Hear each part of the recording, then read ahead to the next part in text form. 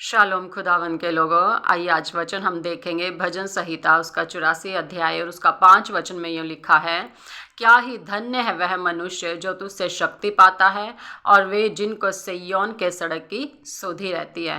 हे खुदावन के लोगों, परमेश्वर का धन्यवाद करते हैं। वचन क्या कहता है कि वो व्यक्ति धन्य है जो परमेश्वर से शक्ति पाता है ना, जिसको परमेश्वर के मार्ग की सुधि रहती है ना, जिसको प्रार्थना करनी है सुधि रहती है, जिसको वचन खाना है सुधि रहती है, जिसको वचन में चलना है सुधि रहती है, जो प्रभु के भले कामों में है उसको सुधि रहती है ना, जिसको सुधि रहती है कि मुझे खुदा के कार्य करना है, मुझे प्रभु के नियम को जानना है, मुझे प्रभु की विधियों में चलना है, प्रभु के बताए मार्ग में चलना है, जिसको सुधि रहती है कि मुझे खुदावन के सड़क में चलना है, खुदा के मार्ग में चलना है ना, जिसको आशा है कि हाँ मैं क्या करूँगा, मैं परमेश्वर के मार्ग में चलूँगा।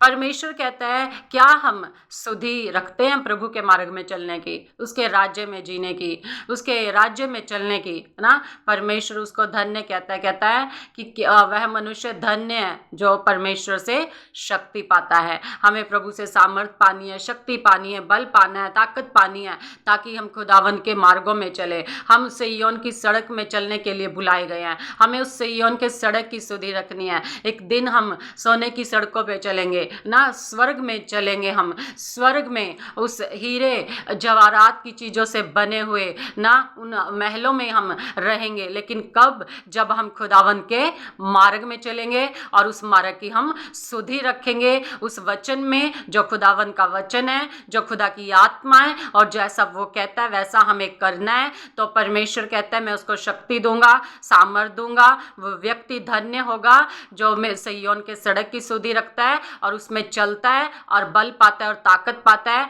और प्रभु में दृढ़ होता चला जाता है। खुदावन के लोगों, परमेश्वर का धन्यवाद करते हैं इस वचन के लिए। प्रभु आपको और मुझको इस वचन के द्वारा ब्लेस करे। आमीन।